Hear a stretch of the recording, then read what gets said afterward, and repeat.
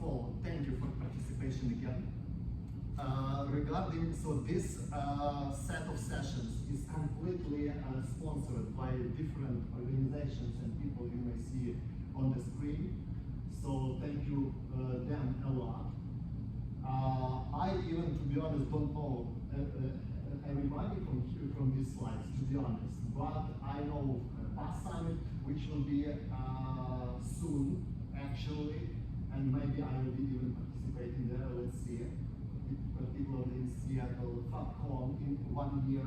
It was 1 month ago. Very great conference. So if you have the ability to visit this conference, I tell you, it's very grateful.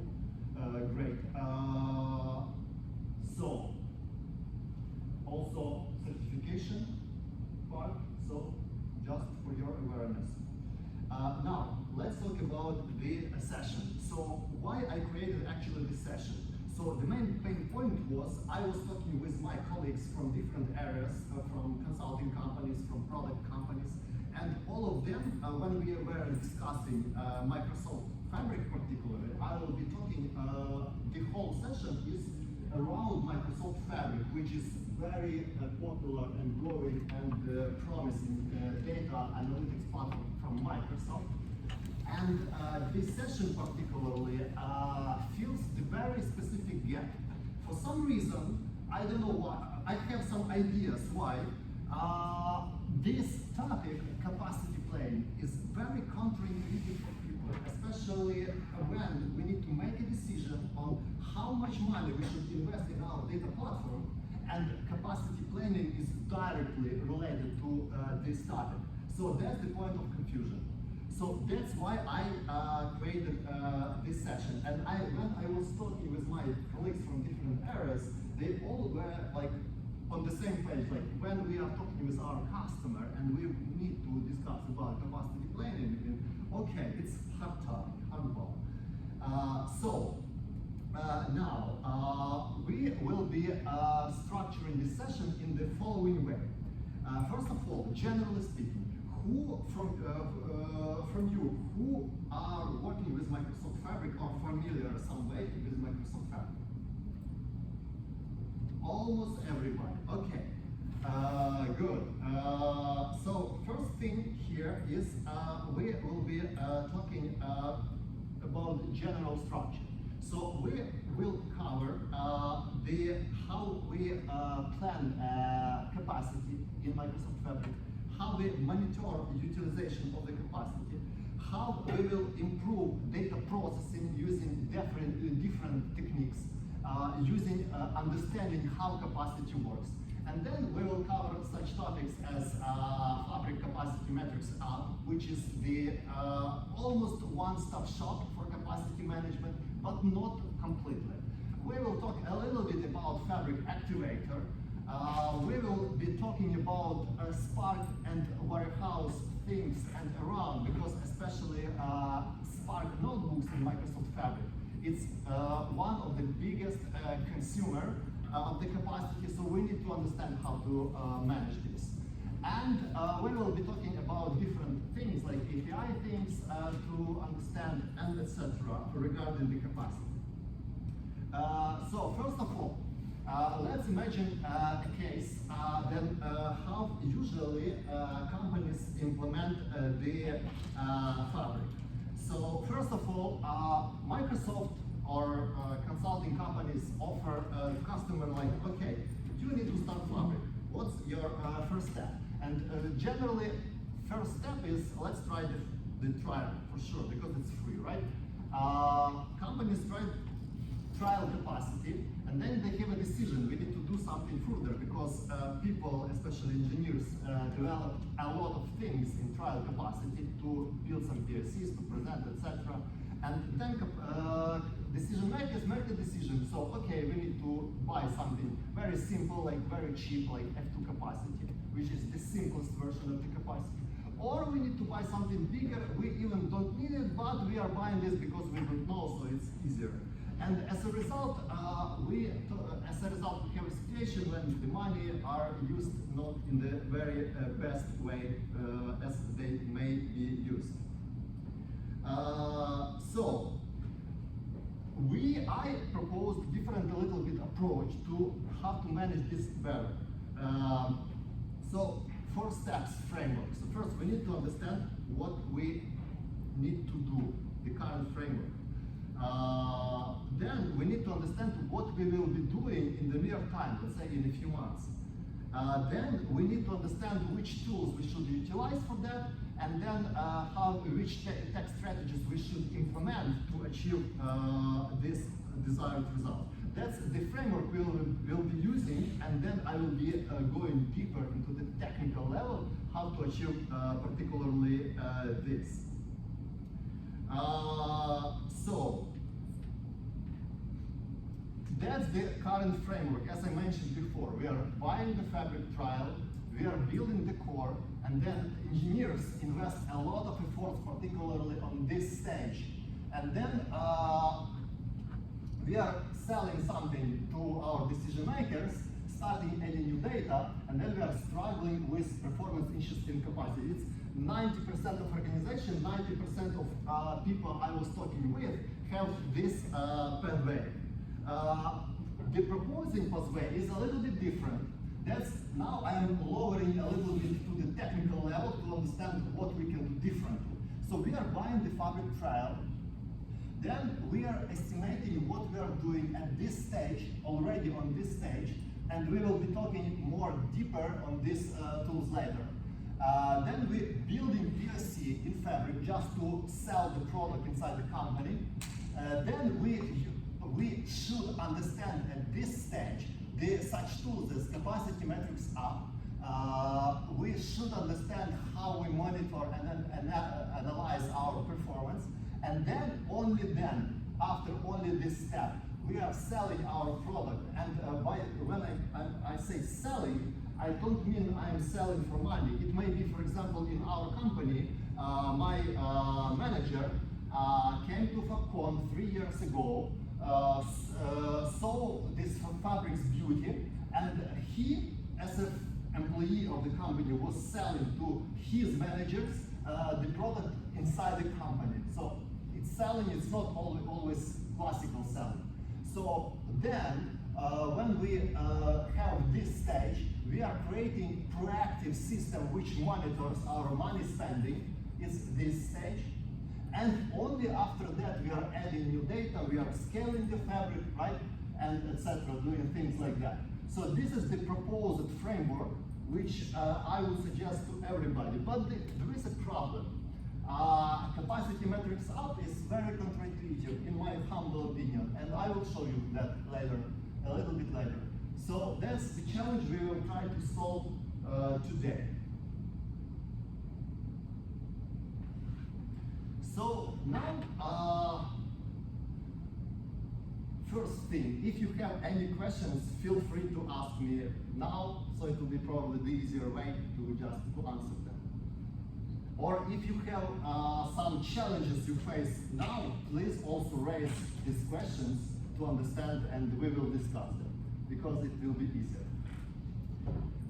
So first, the tool number one for that purpose. So when we are talking about planning, so Fabric is data analytics platform, so we have this capacity. It's a kind of virtual representation of the how many resources we use.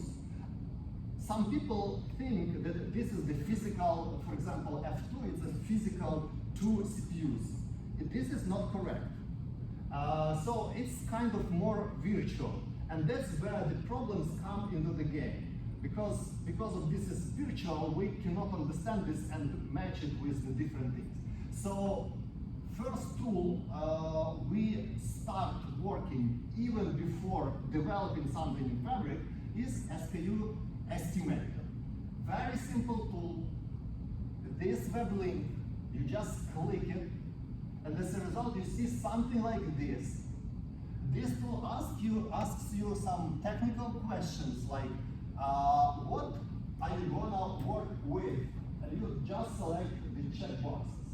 Then you will be asked a little bit more profound questions like, what is volume of your data, or how many pipelines you have, or something like this.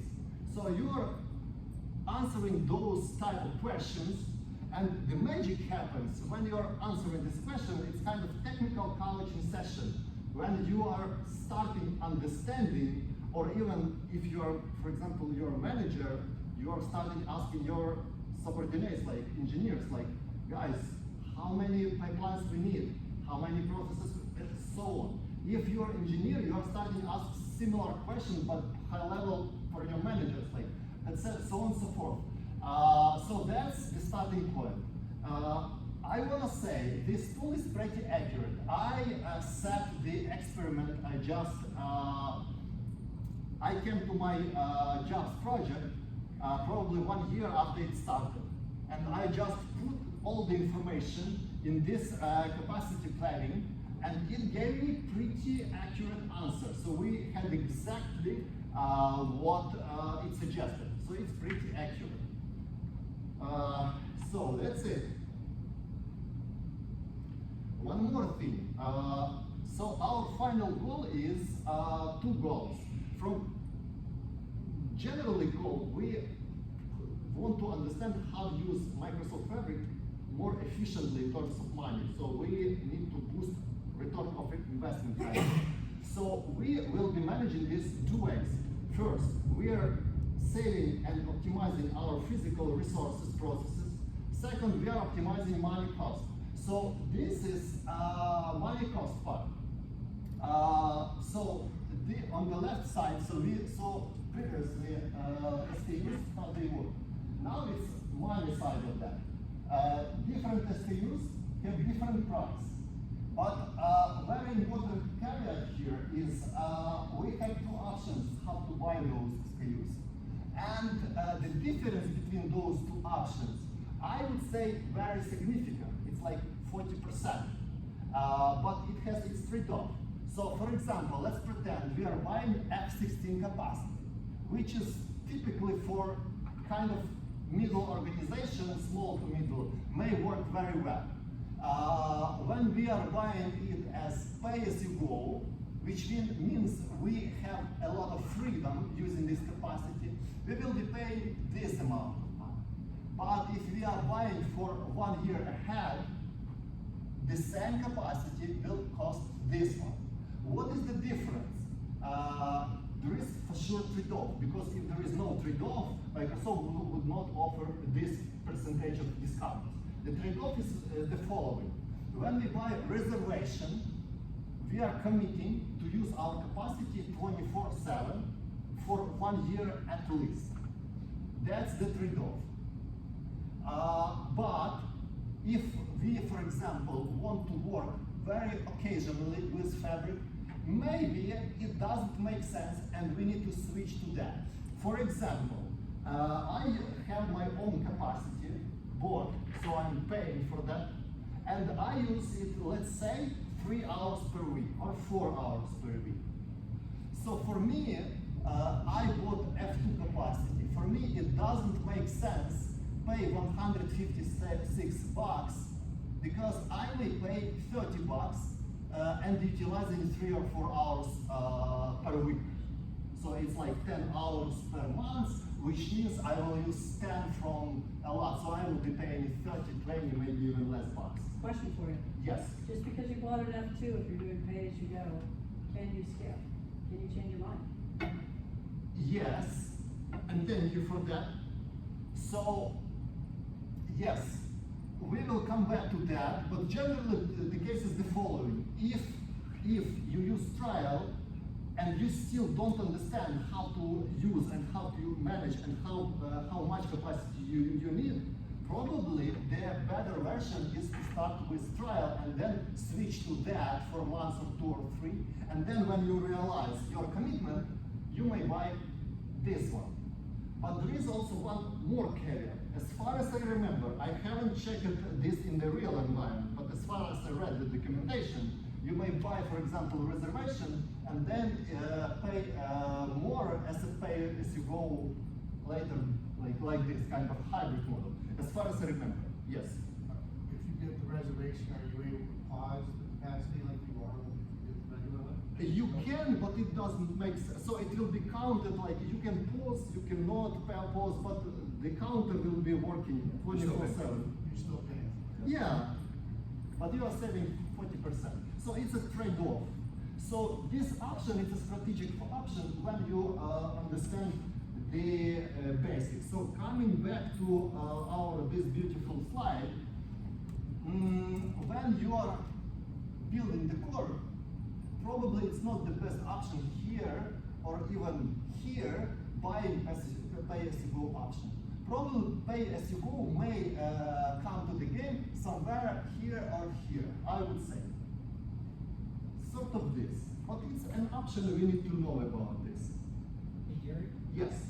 So, when you're buying the reservation, are you buying the actual SKU or are you just reserving the CUs that are not HPF? You had the scoop. You want the SKU? You had the scoop. Yeah. Your side of the scoop. Yeah. Thank you. So now let's talk about technical stuff. And one more, we will be talking about technical side of the capacity, how it works under the hood. And that's where the fun actually starts. Because money is simple, but when we come to the technical side, we become having troubles. Capacity works the following way. So we have some workload, like let's say data pipelines, Power BI reports, whatever. As I mentioned before, generally speaking, from the business perspective, our goal is to maximize utilization, so our fabric should work as efficient as it possible, should be as much available as it possible, using capacity. Capacity, for that purpose, I was believing Microsoft engineers had some discussion, strategic discussion when they were developing the capacity, and they were discussing how should we implement this. So they came with the solution. As a result, that's what we have right now. That, for example, we have 24 window of time of the processing. So, for example, we are buying, let's say, I don't know, 16, for example. It means, no, let's talk about F2, smallest capacity. F2, it's in terms, for example, if you talk about Spark notebooks, it's 4 virtual Spark cores, because Microsoft counts Spark CU as half of the capacity CU. So it's like 4 CUs. But sometimes we have pipeline which is very heavy. So, and engineers were thinking, what should we do? Should we reject the process if it's very heavy? Should we slow it down, or what should we do? And they decided like something like this. So we should allow this process to continue work, but it will work kind of credit model. So I want a new iPhone, I don't have money for that, so I'm coming to bank, I'm buying my iPhone, but then I need to pay on a monthly basis during a year. So for me, it's affordable, but then I have debt on a monthly basis. So something like this we have for capacity model. And as a result, we have 3 technical processes that come to the game. So first, it's called bursting. It's kind of fabric on a coffee bean kind of, when we have the pipeline which is heavier than our capacity. So then, so this code is bursting. So we are working in parallel kind of. Then smoothing, what does it mean? It means, for example, we consumed during, let's say, 20 minutes capacity for the following 2, like, let's pretend our performance is like 2 hours. So, but it's not 2 hours, so Microsoft, under the hood, using some mechanisms on the backend, smooths it over different periods. We may count it's like 24 hours, generally speaking, smooths. So, and then we have throttling. What is throttling? I will go deeper a little bit later on that. I will have pictures to help understand this. It's when we overuse the capacity during long period, let's say instead of 20 minutes, we are using very heavy capacity, let's say 3 hours, which let's say 5 times more heavier than we have. So we are overloading the capacity, and at some stage, Microsoft starts stop us, starts sending us signals like slow down, kind of this. This is called throttling. So in other words, capacity may have as a result. Capacity is kind of resource manager. It provides the CPU resources. It may have the following state. Suspended, it's classical when we stop capacity, it's suspended. Healthy state, it's when we use capacity, or even a little bit overuse capacity, but the keyword a little bit. Then we have state risk of throttling. It becomes kind of different in capacity metrics up. Then interactive rejection and background rejection. I want to talk about two guys, or those two guys, interactive and background. Microsoft engineers, I believe, had some coffee talk, probably, I don't know, 40 years ago, or even earlier, I don't know exactly. And they were discussing like, okay, should we deal with different processes in the same way or in a different way? And they decided like, okay, maybe there is some processes that are more important than the other ones. So they defined 2 types of processes, interactive and background. So for example, reporting typically is interactive. Spark Notebook typically is background. But when you run Spark Notebook manually, I believe it becomes interactive. There is very heavy documentation in Microsoft which explains who is who here. But so they handle this differently. And yeah, that's what we have. And when capacity starts reject the processes, it starts from the interactive processes and then comes to background if we have even more load here. So the idea behind of that, so for example, if core pipeline breaks, reporting doesn't make any sense. So pipeline should be broken after, like, at the final stage of the bad things happening. It breaks the interaction before it breaks the background. Yes. I want to just disclaimer here. We may override this mechanism now. It came to the game relatively a few months ago, I believe. Now we can override. But vanilla mode, this one. Question for you. Yes. How obvious are the messages? Come again, please. How obvious are the messages you're receiving?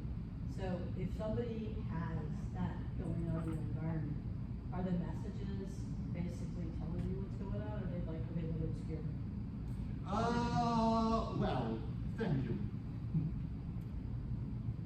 I would say the following. So, first of all, not all people know about capacity metrics up generally. And that's the purpose of this presentation. So capacity metrics up generally tells about this, but the problem is we need to come to this capacity.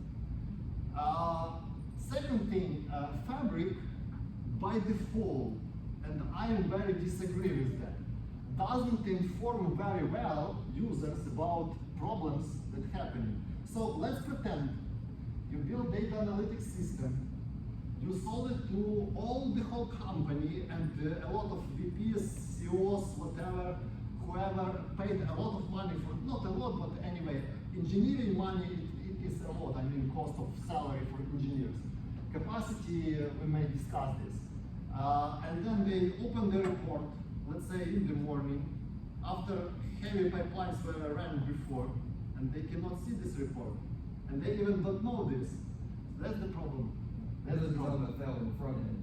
They just say, okay, maybe they know the data's wrong, maybe they don't. Yes, and there is the second thing. Reporting is interactive rejection. So it comes first. The ground is comes second. That's the problem. I answered your question, Ginger. Yeah. One thing I will say is it depends on what, because the ones in Spark that have made better, the reporting is something. Yeah. But the Spark ones aren't terrible. The Spark ones will tell you about. You get the bell if you're in the power BI. Yeah, Yeah, you don't, that's not obvious, you can't tell. It'll pop up with the little, like, toast more or less at the top. Should pass Yeah, and even more, just for my curiosity, I configured in my personal capacity the intuitive checkbox like inform me. And I'm receiving this informing message 1 hour after I have heavy job. So I ran heavy Spark job on my F2 capacity. This Spark job consumes actually 8 cores or even more, which means 4 or 2 times heavier. And then only after 1 hour I'm receiving message my capacity is overloaded. So I cannot solve the problem in the moment. I cannot start this job if I need this. And then, yeah, I will come to this later. The capacity metrics up. Yes, so this is how disaster may look like. So if we see here interactive rejection, that's probably something happens. That's probably something happens. This capacity, this state, so we have this utilization, blah, blah, blah, and all the metrics. That's how we, yeah. Is this something that's available to all the users in Fabric or just admins? I think we have this in the part of the fabric. So first of all, we need to install this application. We need to install this application. Till the moment we don't install it, it doesn't work. So then we can configure the access to it. I don't know, I have the access to this, and I believe administrators should be, I should check this, to be honest, I should check. By default, I have access to it everywhere.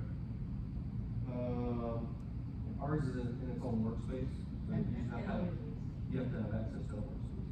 Yes, yes, it's a separate workspace which created when we create the, when we install the application, this will be created.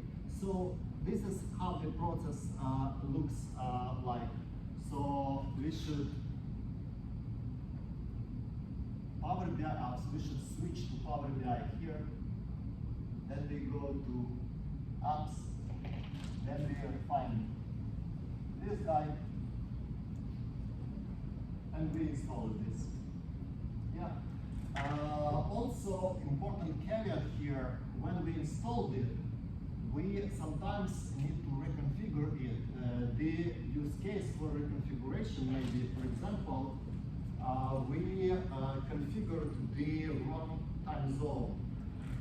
So to deal with time zone better, so for example, and especially by default, capacity metrics up use UTC time zone, which means when we have those time switching things, we may need to reconfigure this because UTC doesn't switch, and most regions switch, so we need to reconfigure. So it's very easy to do. It sounds something very counterintuitive as well, so not everybody knows that we can come to this thing, find this application, and reconfigure it after its installation without removing or reinstalling. Or sometimes people just configure it in a wrong way because it's like -5, +5, who knows? I had this experience, so I needed to reconfigure it. Now, one more thing, and we will be talking about this in depth because it's interesting. Capacity metrics apps, as I mentioned, to deal with it, we need to understand how it works. For example, let's pretend this is the almost real picture. I did this almost real. So let's pretend here, so this is capacity metrics up, one chart from it, from utilization, second sheet, and we have this beautiful chart. So let's pretend here, or here, we started running some heavy job, Spark job, which is heavier than our capacity, or the sum of those processes we have heavier than our capacity. So as I mentioned before, the capacity smoothes our CPU utilization. It means we using it, let's say 4 times more than we have, but we don't have spike here. This spike will be smooth across all the 24 period of time, for the period of time, and we will see just like this degradational thing, because each new process, when we came to when it overuses, it will be more, and then we have this one. The problem with this story is it's very hard when we have this state. It's very hard to get rid of all this workload because it's smooth. So we use kind of credit mode. We must pay money to Microsoft for this overusing period, and we cannot solve. So let's pretend here we start facing problems with the reporting, but we cannot solve this. I mean, we can solve. I will tell you the strategies, but they that's the strategies. So let's pretend here we will disable all our heavy jobs, but it will not change anything. The reports will not work here. That's the challenge. And that's where people struggling. And for example, our organization was struggling because sometimes we are overusing our capacity. People start calling us, and we cannot solve this because yeah. The second problem we may have, let's pretend we are good engineers and we configured our fabric to use it very responsibly, like with the, let's say, 80% range. But then, for some reason, and some day, we have some heavy activity and we overuse the capacity here. And those overusing then smoothes over this period, and we have problems here.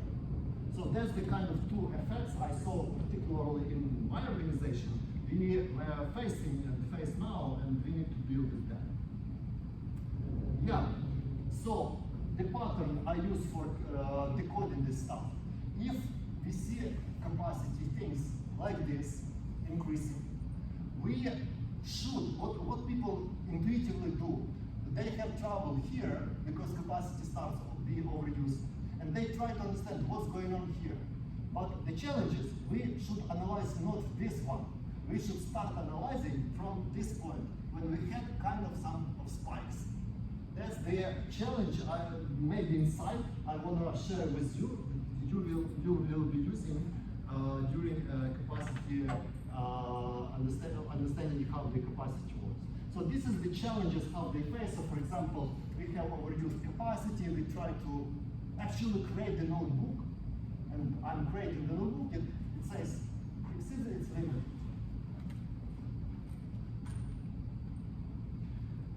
Now let's talk about the solutions. If you have any questions, please ask.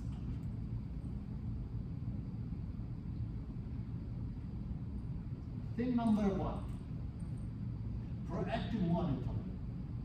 So before troubles come to the game, we need to understand them. So first snapshot is capacity metrics app. We should install it in advance and use it and check this thing. Second thing is we need to configure something. We can configure Activator alerts. It's a little bit complex trick, but we can do this.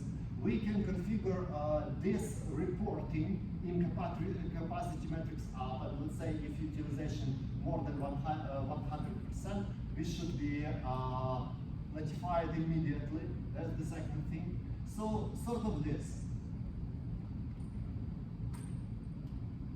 Second thing is kind of strategic more level. We need to understand the root cause. So as we discussed it earlier, so let's pretend we have good configured capacity with 80% or even lower level of utilization. And when we have problem here, we should identify root cause here. So for example, we had a case when we had problems here and we didn't have the problems earlier, and what's going on? So we understood that one department was overusing the capacity here, and it was a fun moment because I was learning capacity in depth, and my colleagues intuitively were searching the problem here. That's why I'm begging you not to do this. But the problem was here, and some financial department was overusing the capacity. We called those guys. So yeah, problem was at least identified. So then the second thing, when we understand the situation, so we check some spikes, some anomaly. We go through and click on the right mouse here, drill through, and explore details in advance there. Also, sometimes it may be useful. We may open this report in the kind of data model view. So we may use explore button there. And we may understand, so for example, what I did in this particular situation. I came to the explore button there, number 5, and I realized that I checked the capacity workspace, like selected, and I realized I saw the peak particularly for very specific workspace. That's how I identified, so for example, financial department was overusing some capacity because I saw the trend over last, let's say, last 10 days, and I saw they had a spike. So using this Explorer button here may help a lot. Yes. So this is a detailed view. So if we click this drill through button, so we may say this detailed view in capacity matrix R, and it will show also us the processes that count to this summary utilization. And we may see, for example, so there is, we will see a lot of old processes that were finished much earlier, and we will see it here. So that's just how capacity works. So to structure a little bit actions, what we can do. We have, so I split the actions in 2 buckets. First bucket is immediate actions, and the second bucket is long-term, more kind of strategic actions. So what is immediate actions? Let's say we have a call from VP or from CEO, which is very mad on us, and he calls and say, guys, I need this report right now. It doesn't work. Please do something, and please don't do this again. So answering his question, do something. It's about immediate actions. Don't do this again. This is about strategic actions. Immediate actions, 3 actions we can do. Start, stop capacity. Very simple thing, but it does something valuable. When we stop capacity, for a second, Microsoft receives the signal. It's called event, like capacity stopped. When capacity is stopped, engineers decided what we should do when capacity is stopped. Microsoft doesn't want to have a lot of debt. So at this moment of time, all our debt from the following 24 hours is built at one point. So coming back to the picture, let me find this beautiful picture. Not this one. Capacity stopped, capacity is stopped, capacity is stopped. At this particular moment, we may see the 100,000% utilization. So all this debt from 24 hours was paid at this second. So, but it relieves our debt. That's the first action we can do. The second action we can do, resize capacity. Let's say we have F16, let's say. We have heavier job. We can resize the capacity before running some heavy pipeline or after we have challenges. I would say before running is better because like we can temporarily resize the capacity and then return it to the lower level later. And maybe obvious thing, but we need to talk about this. If we have degrading capacity and we already have running heavy jobs, probably the first thing we should do immediately is turn off those heavy jobs if we can turn them off. Because otherwise we will have increasing debt. So we may have interactive rejections for our reporting and still have running heavy Spark jobs which will be killing even more of the capacity for the further usage. Then let's talk about more strategic actions. Answering the CEO question, please don't do this again. So strategic question, strategic building blocks for that maybe the following. We should make our processes more efficient. First thing we can do, we have some heavy pipeline and very specific process, and we don't want to pay for the whole new level of capacity. So we can create in Microsoft Fabric data factory or data pipelines, you name, some process which temporarily upscales the capacity. Then we have those heavy pipelines, and then downscales capacity. So that way we will not overuse this capacity depth, but by the cost of paying more money. The second thing is optimizing jobs. So for example, when we talk about Spark notebooks, we may think about replacing full reload when we synchronize something with incremental reload. Or we may think about what is called Microsoft Fabric, this synchronization mechanism which was implemented recently. We may implement this mechanism, which is much more efficient because it uses change data capture algorithms, which are more efficient than full reload, definitely.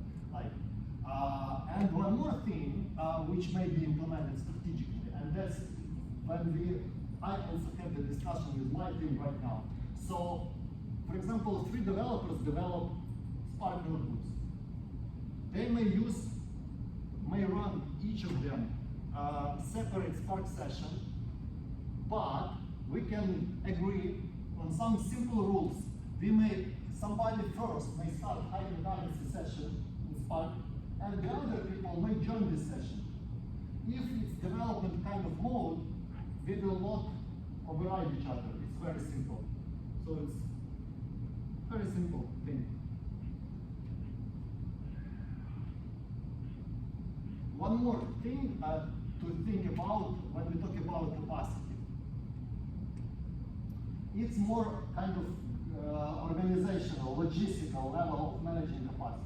Let's pretend typically organization doesn't care about this at the beginning. So we have some 1 gig capacity, we have a lot of processes, we have development there, we have critical processes, whatever we have, everything in one capacity. And then when capacity degrades, everybody is stopped from work. Report doesn't work, engineers cannot continue. So that's one point of view. The alternative may be better version, but we need to understand how to do this. It's splitting capacities between different workloads to at least prevent a disaster if it happens and localize it. So for example, for critical processes, instead of F32, we may have F16, then we may have F8 for user reporting, let's say, and then we may have F8, let's say, for development. Everybody is happy, everything is working. And even if we have disaster, let's say, on the development level, those 2 guys are very happy and everything is all right.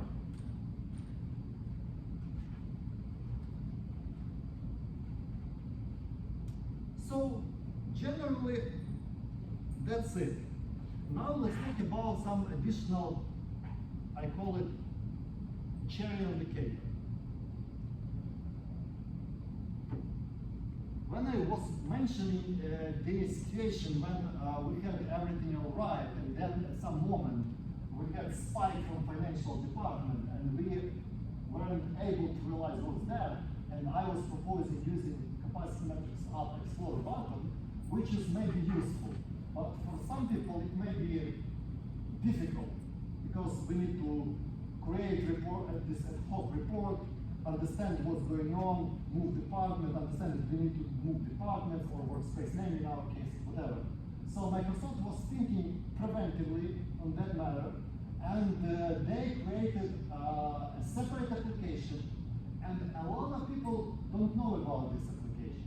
So capacity metrics up, it's easy. Everybody talks about capacity metrics up. But also we have the application which called Fabric Chargeback Reporting, separate application. We may also install it separately. This application works very differently from capacity metrics up, because capacity metrics up, its goal is to showcase the general picture, general states, whatever. This application helps us to understand trends. For example, here we may, for example, we guess something happens with some specific workspace because we came to metrics up, we saw spike, we go into details, and we saw a lot of percentage of the capacity utilization was on financial department. When we go to this application, we select, let's pretend we are splitting our resources in Microsoft Fabric, like workspace per department, very common way. So we have financial department, we have workspace finance, we have all the reports, models, whatever there. That way, if you do this, and if you don't do this, it's an idea to start doing this. So we can select workspace and financial, and probably we will see some kind of trend, and then spike for today or yesterday, and then we understand, okay, these guys did something unusual. Question. Yes. Can you get that by domain? Come again, please. Can you get the chargeback reporting, can you get that by domain? By domain, it's a good question actually. At least I don't see it here. It's, let's say, 2 months old picture. You can see the word domain here. Oh, thank you. So if you, it's also Workload has like 3 buttons at the top. Yep. One of them is domain. Workspace, item, yeah, it seems we have it. Good. Yeah, I see. Good. Yeah, thank you for that. Yeah, so this is very analytical application, and it was fun at FOPCON. I even had a conversation with a person who are managing the whole capacity planning things. And so before FOPCON, Microsoft was thinking, probably we need to merge those 2 applications for the user convenience, capacity metrics up, Fabric chargeback reporting. And I was saying at FOPCON, it was fun, like they will be merged soon. And then this lady came to me and said, we probably will not be merging them because they are so different. The model behind it's so different, so they will not be merging. So those 2 applications will be living separately because they are different. The second tool is Fabric Activator. So if we have if we want to have some hardball game, we may configure Activator thing to notify us in advance.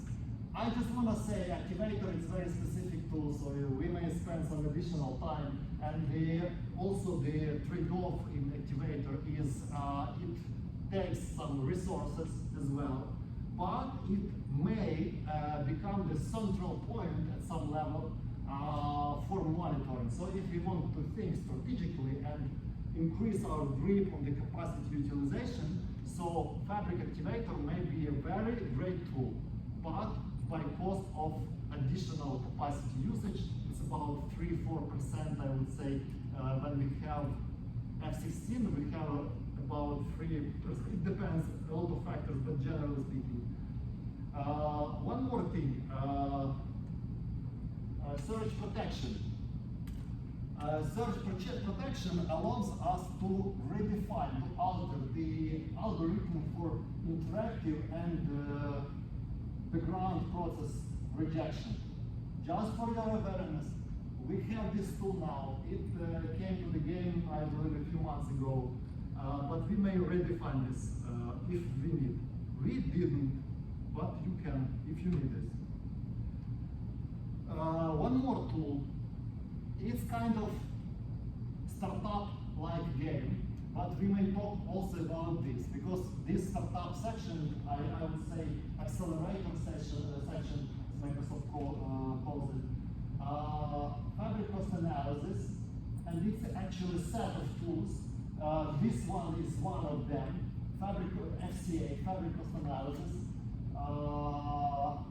We may implement it as well. What is that? So this is the link. Actually, you will have this presentation. I believe Jeff should share it because anyway, you should have it. So, or you may find this. So when we install this application in our fabric, it installs the data pipelines, the set of data pipelines. Some configuration should be done before, like we should create a storage and sort of this to grab the metrics. As a result, we have Spark notebooks which create the data. For example, we will be running it on a daily basis. And as a result, we may have this beautiful report on our fabric costs. So if you want to have more grip on fabric, that's the tool. You know what that last column means, pause? Come again, please? The last column in that additional cost table, it says pause, you know what that? I believe, thank you for this question, because I didn't mention this, but I intended to do this. So, when I was speaking about the thing, when we stop capacity and it creates this spike thing, when we pay everything we have in debt for 24 hours, so probably I believe this is the thing they mentioned, Spark memory. We will be, so for example, let's pretend this situation. We have F8 capacity, which costs us, I don't remember, let's say $700 per month, let's say. If we have this capacity, even on the pay-as-you-go, when we stop the capacity and do this a lot of time, this debt that we are accumulating and then refreshing, accumulating, refreshing, we may be overpaid. We may be overpaid. So, for example, we maximally, by calculator, we will be paid 700, but when we stop the capacity, this difference will be paid additionally to that. So we may pay even more than 700. It's very counterintuitive thing because people think like, okay, pay as you go, $700. I cannot have more than $700 bill. No, you can. Microsoft's good at that. Yeah. Yeah, Microsoft, actually, I just want to say this. We may be mad at Microsoft on that, but it's a tool, so we just need to realize that. So Microsoft implemented this thing recently. So they have a checkbox which we set, and this checkbox say, okay, if your capacity is overused and you don't have to receive call from CEO about the challenges, you may set this box, but then you will be receiving the call from accountant when you overspend your budget. Yeah, but not from CEO, so you may define who is more valuable for you. One more thing is capacity metrics up tool keeps the data for, I believe, yes, 2 weeks, I believe. At least it was 2 months ago. And sometimes we want to have more. For storage, it's 1 month. For capacity, it's 2 weeks, I believe. Sometimes we may have more. So, Senpai, which is growing library, and as far as I read yesterday or the day before yesterday, they had some huge update, which is good. We may utilize Senpai library to grab this data from, let's say, from a fabric capacity model. So this is the example of how I connect to capacity metrics up model grab some data, and then I can store it in my storage and build some basic reports for the historical purpose if I want to understand historical things. So is that, did you get that from the toolkit? Senpai is Python library. It's like Python library, so you just need to, Oh, I think they have the, I meant the font, FAUMs. Yeah. Forum? Yeah. Yeah, they have that also. yes. Yeah. Senpai library is great. Why I'm promoting it? Because it has a lot of very interesting, cool things, and I even will have probably some presentations soon on that. For example, we may grab the governance information from Fabric. I was doing this before using my very long Python script, using API authorizations, blah, blah, blah. For example, understand which tables you can have. But Senpai, it's a kind of a dropper, may simplify our life. So, yes, coming back to the whole picture. So I may mention that the proposed framework, first is they are planning before buying. They are doing this using Activator, understanding pricing, resort, and the ordinary mode. Then we are understanding our capacity logic. So I have a metaphor for that. So people try to understand capacity. We have this window, I don't know, at least I was using this when I had my Windows laptop, then I substituted it with Mac. Anyway, we have this Windows Explorer, not Windows Explorer, Windows Process Explorer, and we have this SPU utilization. And people try to understand capacity through these lenses of SPU utilization from this Process Explorer. But better model for capacity is credit model from Chase Bank, for example. Then we should learn the skills of capacity metrics up. We should spend some time. I spent some time to do this, and my colleagues did this.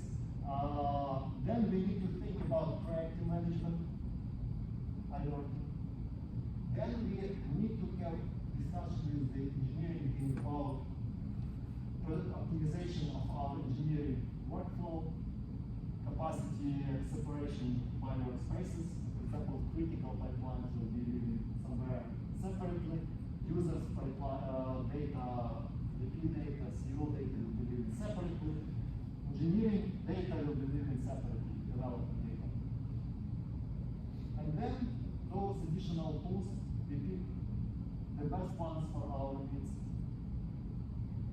And we have success.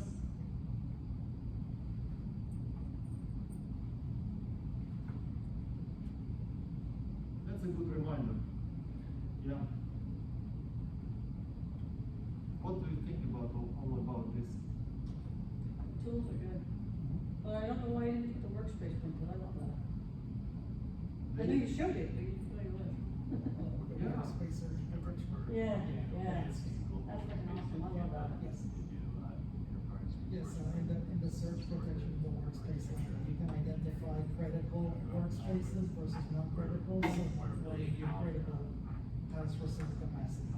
Yeah. That's that I love, and I didn't realize it did that. It came out in February, and I didn't find out about it until April. Yeah, they talked about it very briefly when they came out. Yeah, and I found it like, Yes. Yeah, good tool. Yeah. So you mentioned earlier there's concerns in some of the agriculture and water resources and stuff. You mentioned that Microsoft still consumes some Activator. When we use Activator, yes, because it's kind of near real-time system, so we need to grab the events in some virtual storage behind the scene. Yes, this is called Activator. It's kind of difficult system, it's near real-time system, but it's managed by Microsoft, so for us it's just checkboxes, but actually it's a system. Okay, so an activator that we put on top of the workspace where we say, if we exceed capacity, stop the workspace. We are configuring Activator as a separate item, like a Spark notebook. And then we are selecting capacity metrics up as a source for that. Then we are configuring the parameters. It has near-time-like style. Like we are selecting, let's say, SKU utilization for this capacity metrics up source. And then we select like if it's during the window of 5 minutes, the capacity, average capacity utilization is more than 100%. Let's say we wanna do this for practice, like more than 90%. We wanna react in practice. When it's 90%, I receive an email and it comes Teams message, which comes, let's say, each 5 minutes, like we have problems, we will have problems, and I can react proactively instead of having these problems in 1 hour. I will see the picture, I will call necessary people, and we will be stopping all the jobs, sort of this. That sits in the capacity, right? To monitor any workspace in this capacity. We are creating alert in a, let's say, different workspace, but we use capacity as a source. Because like for our organization, we have the capacity, we have several workspaces in that capacity. Like we assess for capacity across the organization. The relations between capacity and workspaces are like, they are separate. So we have pool of capacities, we have pool of workspaces, and then we assign each workspace to capacity. So it's kind of two separate. Yeah. If we want to do the smart mode, will we need one, or will we have to have two workspaces in that capacity? Oh, I'm sorry, not smart mode, but Activator. we will need we use capacity as a source. It means, let's say we have 3 capacities, we will need to create 3 activators. They are the same. The activator is going to be bringing 2 the events available, and some of the events available on their capacity level. Yeah. If you want to see me next year, because Jeff will not allow me, nobody, and Jeff asked me, guys, you need to have this, please send me something, good or bad. If you say me something good, I will come back. If you say me something bad, I will come back as well, because I will learn. So, yes. I have a question. How do you connect the activator to the fabric capacity? Fabric monitoring. I have a proposition. I will close my laptop and leave the space for the other people, and then I will be, let's say, there or there, and we will discuss, if you don't mind. Yes. Let's do this.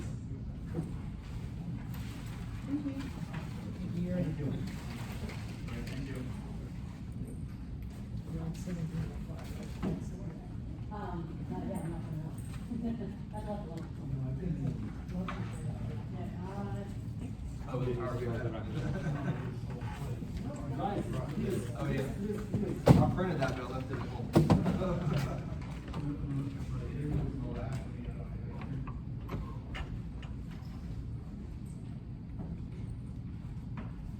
Most important thing, not to forget this.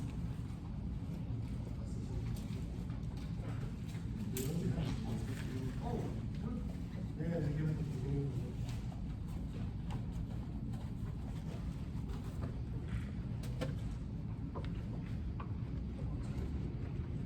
Actually, there is no section.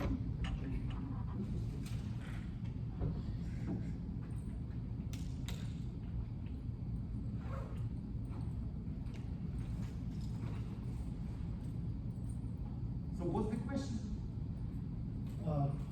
How do you connect the activator to fabric capacity, monitor capacity? It's very simple.